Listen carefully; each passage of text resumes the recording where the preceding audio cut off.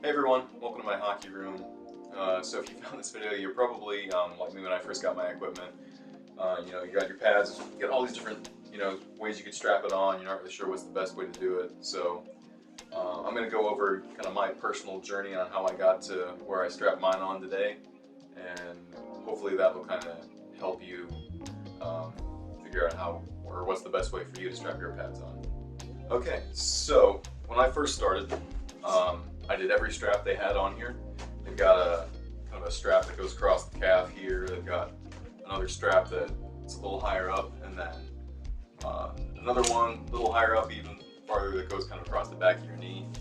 And we've also got down here, they have a boot strap, and then so this is what I currently have on here right now. It's a bungee, but what I used to have, so I used to run some lace through these holes here, and that was how I tied it down to my skate. The strap here went straight under, went through here, through that gap there in the skate, and then where did my lace go? The lace, and I don't recommend doing this. I'm just telling you what I did to start off. Was, so imagine this gets attached to the pad, right? So this goes on.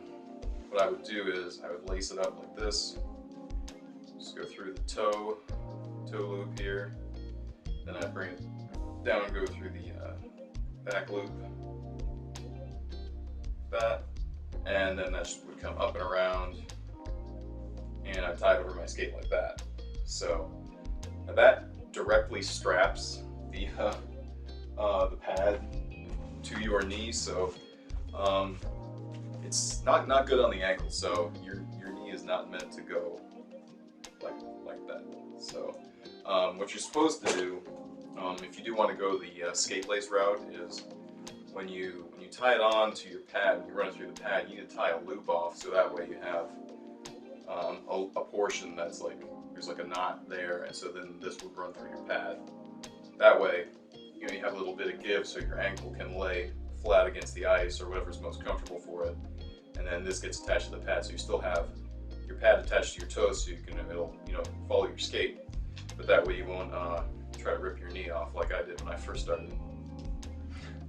After I kind of injured my knee having this strapped down so tight, then what I ended up doing was I started experimenting with where I tied the lace on. So I still had no loop in it, so I'd just take it straight on, then I would run it just through the back loop, and then I would tie it up and around like that. So it's only going through that back loop there, and it's just kind of hanging on there by the front.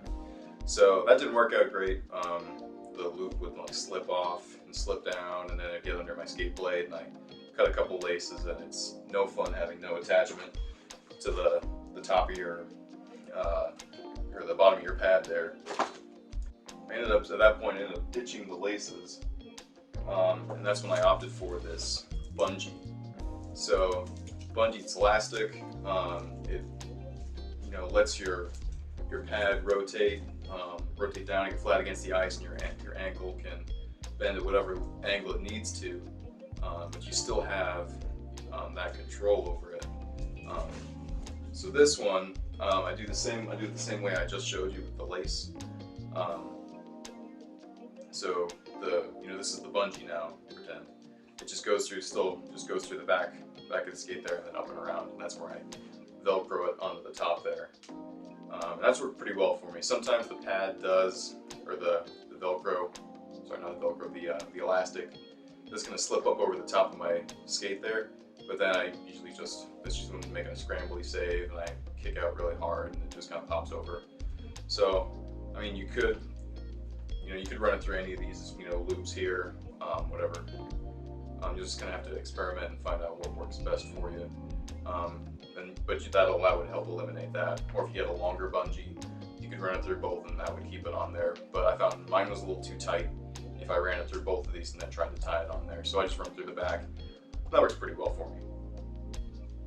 I did these pretty loose to start because having the pad too tight to my leg, I'm not all that flexible. So I like to have as much help from the pad as I can. So through all those different iterations, I was strapping everything down, But then I was still, even with the changing out the laces for a bungee, I was still kind of struggling with, it just didn't feel all that comfortable. And I was still, through all that, I was still running the bootstrap through the bottom of the skate here, sort of under there. So kind of where I am today is I felt it was just like too tight across the calf.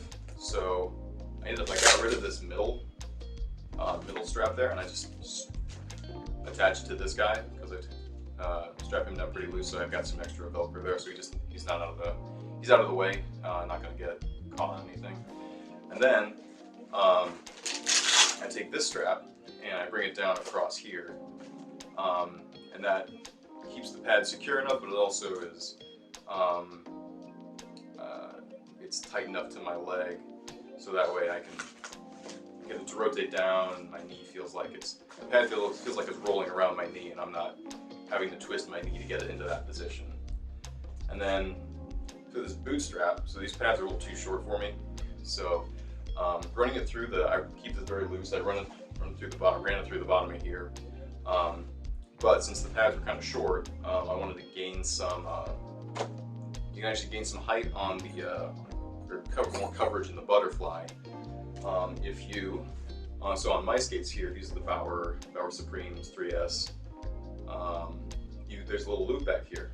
So what you can do is run this through the back of that loop and then tie it down. Still pretty loose, so there's a lot of play, so your ankle can roll around, do whatever it needs to do. But that will keep the pad from slipping down over your skate, and so it'll keep it propped up a little more, and so give you a little more coverage. So that's what I do right now. But I will be upgrading these pads soon because they're like for a middle schooler or something. I didn't get fit properly for mine, so definitely would recommend finding someone you trust, making sure you have someone who knows what they're doing to get your pads fit. Yeah, that's basically it. It was not a one-step process. It was just kind of a lot of experimentation, going to just some drop-ins and trying out a different just a different way of doing it, seeing what feels comfortable, seeing what works, what doesn't work, and eventually I kind of got to something where I'm pretty happy with where it sits right now. So thanks for watching. Hopefully this helped. If you have any questions, I guess you can reach out to me in the comments. I'm still fairly new to this, so I might not have all the answers, but I'll try and answer whatever I can. So thanks again for watching, and I'll see you later.